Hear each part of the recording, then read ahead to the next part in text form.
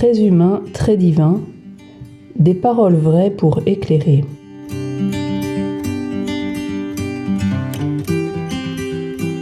Jésus et les premiers disciples ont fait preuve d'un grand amour de la vérité, étant sûrs de communiquer une nouvelle qui remplit la vie de joie.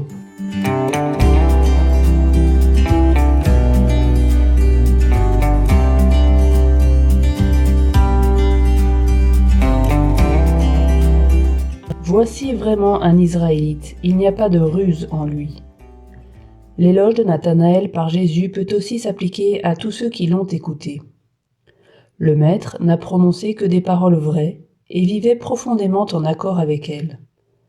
Les paroles de Jésus renferment toujours un désir ardent de nous donner ce qu'il possède de mieux. Cet amour signifie que ce qu'il dit est toujours transparent, visant à nous donner sa vérité et sa miséricorde.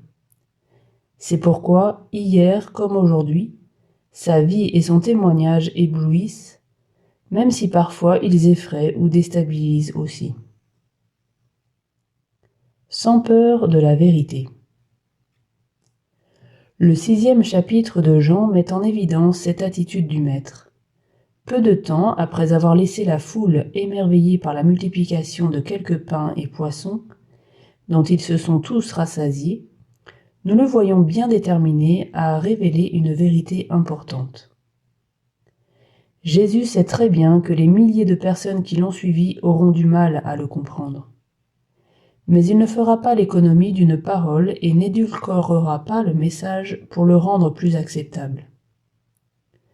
Celui qui mange ma chair et boit mon sang a la vie éternelle. Presque tout le monde le quitte, précisément à cause du caractère déconcertant de ces paroles. Cette parole est rude, qui peut l'entendre ? Si l'on reprenait le langage des réseaux sociaux, on pourrait dire qu'à ce moment précis, son audace excessive lui a fait perdre plus de 5000 abonnés. Pour le Maître, cependant, cet échec n'est qu'éphémère et apparent. Il ne l'arrête ni ne le conditionne, à tel point que, découvrant le découragement et la désillusion sur les visages des 12, il leur demande également « Voulez-vous partir, vous aussi ?» Paradoxalement, pour rester avec nous, Jésus préfère payer le prix de la solitude. Il n'est pas prêt, pour s'assurer un succès éphémère, à cesser de nous nourrir et de nous aimer avec le pain eucharistique à travers les siècles. Pour Jésus, comme pour son Église, la vérité est amour pour nous. Il sait qu'il est décisif de se manifester de manière authentique afin que tous les hommes soient sauvés et parviennent à la pleine connaissance de la vérité. Et la vérité fait souvent mal. La vérité est loin d'être bon marché. Elle est exigeante et elle brûle, a dit un jour Joseph Ratzinger. Le message de Jésus comprend aussi le défi que nous trouvons dans cette lutte avec ses contemporains. Celui qui ne veut pas se laisser brûler, celui qui n'est pas prêt à le faire, ne viendra pas non plus à lui. Jésus dit ce qu'il a à dire, de la manière dont il doit le dire, quand il doit le dire. Peu avant d'être condamné à mort par ceux qui l'écoutaient dans le temple de Jérusalem, après les avoir accusés devant le peuple d'être des guides d'aveugles, hypocrites parce que vous ressemblez à des sépulcres blanchis à la chaux, il les réprimande également publiquement. Serpents, engeance de vipères, comment éviteriez-vous d'être condamnés à la géhenne ? Ces paroles peuvent nous impressionner. Jésus ne parle pas aussi durement à ceux qui sont dans l'erreur ou aux pécheurs, mais plutôt à ceux qui, se croyant justes, empêchent les autres de s'approcher de Dieu. Il sait parfaitement que ces paroles suscitent l'antipathie de ceux qui pensent déjà à le mettre à mort. Mais cela n'a pas d'importance pour lui. Il n'est même pas freiné par la crainte que ses disciples ne deviennent des victimes indirectes de son discours enflammé. Parce que l'amour de la vérité et des hommes est au-dessus de la vie terrestre. Saint José Maria a très bien résumé cette attitude de Jésus. Ne crains pas la vérité, même si la vérité doit te coûter la vie. Avec ces paroles dures et crues qu'il adresse aux pharisiens, Jésus défend de l'erreur et du mensonge le petit troupeau qui, au cours des années, comme il le sait déjà, souffrira lui aussi le martyre par amour de Dieu et pour avoir défendu cette même vérité. Parce que la vérité est la première et la dernière parole d'amour des martyrs chrétiens. Nombreux sont les passages dans la vie du Seigneur dans lesquels cet amour de la vérité prévaut. Comme il l'affirme lui-même lors de son procès devant Pilate, « Moi, je suis né, je suis venu dans le monde pour ceci, rendre témoignage à la vérité. » Nous autres, chrétiens, nous avons également été baptisés et confirmés pour être les témoins de celui qui est le chemin, la vérité et la vie, face aux tentatives de soumettre la réalité à des calculs, des intérêts ou des idéologies. Témoin. Tel est le sens du mot martyr. Si Dieu n'appelle pas tous les chrétiens à verser leur sang pour la foi, il attend de nous que nous soyons prêts à donner notre vie, goutte à goutte, pour cette même foi, à être des martyrs sans spectacle, comme celui qui consume sa vie année après année, travaillant sans rien chercher d'autre qu'à servir l'Église et les âmes, vieillissant en souriant, inaperçu. Car, en dernière analyse, l'existence temporelle tant des individus que de la société n'a d'importance que précisément comme étape vers l'éternité. C'est pourquoi la vie terrestre n'a qu'une importance relative et n'est pas un bien absolu. Ce qui compte absolument, c'est que vous soyez heureux, que vous vous sauviez. Il nous est impossible de nous taire sur ce que nous avons vu et entendu. Quel beau reflet de l'attitude courageuse de Jésus-Christ voyons-nous chez ses premiers disciples. Après le feu de la Pentecôte, il est étonnant d'entendre la prédication des apôtres parler maintenant sans crainte. C'est ce qu'ils avaient appris du Maître. Dans le livre des Actes des Apôtres, nous voyons Pierre et Jean emmenés devant le Sanhédrin pour avoir exposé publiquement la vérité de la résurrection de notre Seigneur et pour avoir expliqué la guérison d'un homme boiteux. Après une nuit en prison, ils sont soumis à un interrogatoire auquel assiste également l'homme guéri. Les anciens et les scribes leur demandèrent « Par quelle puissance, par le nom de qui avez-vous fait cette guérison ?» La liberté avec laquelle Pierre et Jean parlent les étonne. Ils ne savent pas quoi faire, sauf leur ordonner de ne plus jamais enseigner ou faire quoi que ce soit au nom de Jésus. La réponse de Pierre est catégorique.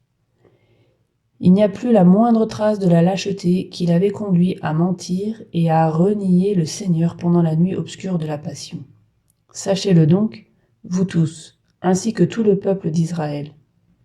C'est par le nom de Jésus, le Nazaréen, lui que vous avez crucifié mais que Dieu a ressuscité d'entre les morts, c'est par lui que cet homme se trouve là, devant vous, bien portant. La réponse de Pierre et de Jean montre le caractère arbitraire de ce qu'on leur demande de faire. Est-il juste devant Dieu de vous écouter plutôt que d'écouter Dieu? À vous de juger. Quant à nous, il nous est impossible de nous taire sur ce que nous avons vu et entendu. Ces exemples tirés de la vie de Jésus et des premiers disciples nous donnent la juste mesure de notre comportement dans la proclamation de la vérité de Jésus-Christ. Une fausse prudence pourrait nous amener à tenir des discours complaisants ou à nous taire alors que nous devrions parler. Certes, évangéliser ne signifie pas entrer toujours en conflit, mais cela ne peut pas non plus consister à l'éviter en permanence en faisant des compromis avec la vérité. Dans ce sens, saint José-Maria écrivait « Temporiser ». C'est un mot que l'on ne trouve, il faut temporiser, que dans le vocabulaire de ceux qui n'ont pas envie de se battre, douillets, roublards ou lâches, parce qu'ils se savent vaincus d'avance. En même temps, il serait aussi trop confortable de penser que la foi peut être transmise sans considérer la solidité de notre discours, ou sans tenir compte des problèmes, des aspirations et de la sensibilité de chaque moment, de chaque personne. Quoi qu'il en soit, lorsqu'un chrétien veut vivre en accord avec son identité, il devra parfois surmonter la peur du ridicule, du qu'en dira-t-on. Aujourd'hui, il est peut-être moins fréquent que les disciples de Jésus finissent parmi les lions ou dans une cellule de prison, comme cela est arrivé à Pierre et Jean et à tant de saints qui nous ont précédés dans la protection et le témoignage de la foi. Il peut cependant arriver que notre image publique souffre, voire que nous soyons persécutés en raison de notre défense de la dignité humaine et de la liberté de conscience qui sont à la base de l'exercice de la foi, du respect de la vie et de tant d'autres réalités inaliénables. La vie des chrétiens, écrit saint José Maria, n'est anti-rien. Elle est affirmation, optimisme, jeunesse, joie et paix. C'est précisément pour cette raison que nous devons avoir le courage de vivre, de façon publique et constante, en conformité avec notre sainte foi. Nous ne pouvons pas laisser l'amour de Dieu et de la vérité perdre de sa force dans notre vie, car sans cet amour et cette vérité, nous n'aurions rien à annoncer au monde. Parallèlement, il est important de rechercher les moyens de faire le plus grand bien possible dans chaque situation, en gardant à l'esprit que la transmission de la vérité ne dépend pas seulement de ce que nous disons, mais aussi de ce que ceux qui nous entendent comprennent. Jésus choisissait aussi parfois de se taire, et s'il parlait souvent sans détour, il cherchait toujours à se faire comprendre des autres. En ce sens, il sera parfois contre-productif de trop insister sur une idée, préférable d'attendre une autre occasion, ou de repenser nos raisons. Et nous devrons faire un effort pour comprendre les raisons des autres, ce qui peut souvent nous éclairer pour mieux comprendre notre foi et les lacunes de notre discours. Dans sa première lettre, que l'on pourrait appeler la première encyclique de l'histoire, saint Pierre présente en quelques lignes tout ce programme apostolique. Honorez dans vos cœurs la sainteté du Seigneur, le Christ. Soyez prêts à tout moment à présenter une défense devant quiconque vous demande de rendre raison de l'espérance qui est en vous. Mais faites-le avec douceur et respect. Ayez une conscience droite, afin que vos adversaires soient pris de honte sur le point même où ils disent du mal de vous pour la bonne conduite que vous avez dans le Christ. Dans les aréopages de notre siècle, le défi de l'évangélisation exige non seulement du courage, mais aussi une préparation intellectuelle et théologique que chacun peut obtenir, le don des langues et une empathie avec la culture contemporaine qui est la nôtre. Regardez comment saint Paul se comporte à Athènes peut nous aider à comprendre la façon d'être présent dans les aréopages de notre siècle. Nous voyons d'abord un Paul indigné à la vue d'une ville livrée à l'idolâtrie. Cependant, son ardeur ne l'amène pas à parler avec amertume ou brutalement. Il explore le terrain et écoute. D'abord ses frères juifs à la synagogue, puis, dans la rue, les philosophes épicuriens et stoïciens, avec lesquels il engage la conversation et exprime ses idées sur Dieu et la vie. En plus de contempler avec intérêt l'architecture de la ville, saint Paul fait preuve d'une bonne connaissance de sa littérature, ce qui lui permet d'adapter son message à un public curieux de ses propos. Il adapte sa prédication à ce public déjà difficile, mais il ne dégrade ni n'atténue l'Évangile. Son discours à l'Aréopage reste un modèle qui mérite d'être relu de temps en temps. Dans un premier temps, saint Paul loue la beauté d'un autel construit au Dieu inconnu qu'il a découvert en se promenant dans la ville. Cette référence culturelle le rapproche de ses interlocuteurs et lui permet de parler de ce Dieu mystérieux qu'il affirme bien connaître. Avec diverses références littéraires aux poètes grecs, il oriente avec empathie son discours vers la vérité qu'il veut transmettre, que nous sommes tous des créatures de ce Dieu inconnu, parce qu'il est le Créateur et le Seigneur de toutes choses. Il explique aussi comment ce Dieu s'est rendu présent parmi nous, non pas par des idoles construites par des mains humaines, mais en s'incarnant et en offrant comme preuve de sa divinité sa résurrection d'entre les morts. Saint Paul parvient à faire briller dans toute sa splendeur l'authenticité du kérygme, le cœur de la foi, devant un peuple cultivé et païen. Il est vrai que, comme cela est arrivé au Seigneur dans le discours sur le pain de vie, la plupart de l'auditoire s'en va poliment. Là-dessus, nous t'écouterons une autre fois. Toutes les oreilles ne sont pas prêtes à accepter la parole de Dieu dès la première écoute. mais certains restent. Le récit ajoute que ce jour-là, Denis l'Aréopagite, une femme nommée Damaris et quelques autres ont embrassé la foi. Le courage de Paul, sa préparation intellectuelle et ses qualités humaines, comme celles de tant de chrétiens, sont le bois qui permettent à l'Esprit Saint d'allumer le feu de Jésus-Christ dans de nombreux cœurs. Ce passage de la vie de saint Paul, enfin, nous apprend beaucoup sur la manière de procéder dans une culture qui a parfois perdu jusqu'au nom même de Dieu. Tout à tous. Les paroles et la vie d'un chrétien peuvent parfois être scandaleuses, non pas parce qu'il fait quelque chose de mal, mais par contraste avec ce qui est considéré comme socialement acceptable. Certes, sans le chercher, son mode de vie peut mettre en évidence le contraste avec celui de nombreuses personnes, dans leurs relations affectives, certaines habitudes professionnelles, les manières de s'amuser. Des manières et des habitudes qui, non seulement emportent l'adhésion d'un grand nombre, mais sont parfois devenues des droits juridiquement exigibles. Dans ce contexte, quelqu'un pourrait se sentir jugé et méprisé dans son cœur par une déclaration comme celle-ci de saint Paul. Ne vous y trompez pas. Ni les débauchés, les idolâtres, les adultères, ni les dépravés et les sodomites, ni les voleurs et les profiteurs, ni les ivrognes, les diffamateurs et les escrocs, aucun de ceux-là ne recevra le royaume de Dieu en héritage. Ces paroles ont peut-être choqué certains des Corinthiens qui les ont entendues, et elles le font probablement encore aujourd'hui. Les chrétiens sont positifs, et la façon dont nous parlons peut changer selon le moment ou les gens à qui nous nous adressons. Mais nous ne pouvons pas être comme ces maîtres qui disent ce que tout le monde veut entendre. Le prophète Isaïe écrivait déjà « Malheureux ces gens qui déclarent bien ce qui est mal et mal ce qui est bien, qui font des ténèbres la lumière et de la lumière les ténèbres, qui rendent amer ce qui est doux et doux ce qui est amer. » En même temps, notre témoignage de la vérité ne peut se réduire à dénoncer le mal. L'Évangile est avant tout l'annonce de l'amour inconditionnel de Dieu pour chacun d'entre nous.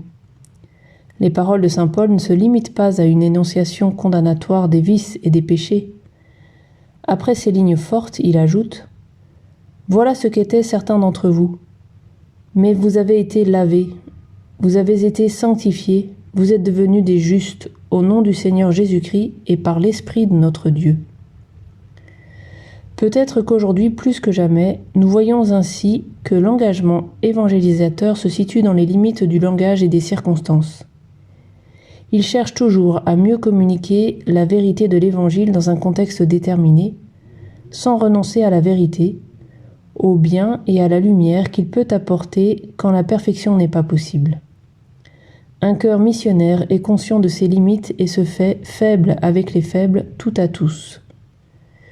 Ceux qui vivent dans une profonde amitié avec Dieu et avec les autres peuvent se laisser conquérir par la vérité et la manifester librement et avec amour en accompagnant les autres sur un plan incliné. Il est vrai que le saint n'est pas commode, mais cela ne veut pas dire qu'il doit être insupportable. Son zèle ne doit jamais être amer. Sa correction ne doit jamais être blessante. Son exemple ne doit jamais être perçu comme une sorte de gifle morale qui frappe, arrogante, la joue du prochain. Aujourd'hui, comme hier, pour avoir accès à la miséricorde de Dieu, il faut se frapper la poitrine et se reconnaître pécheur, ce qui demande parfois un lent et patient cheminement.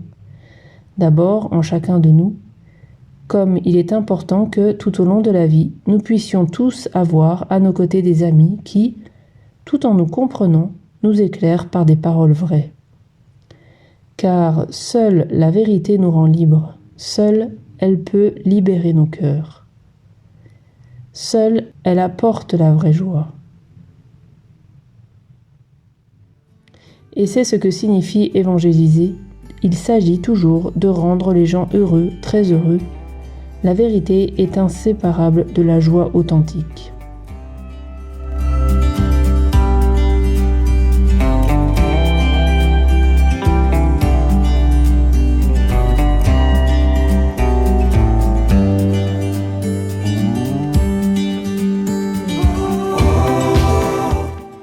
que vous pouvez retrouver sur le site opusdei.org.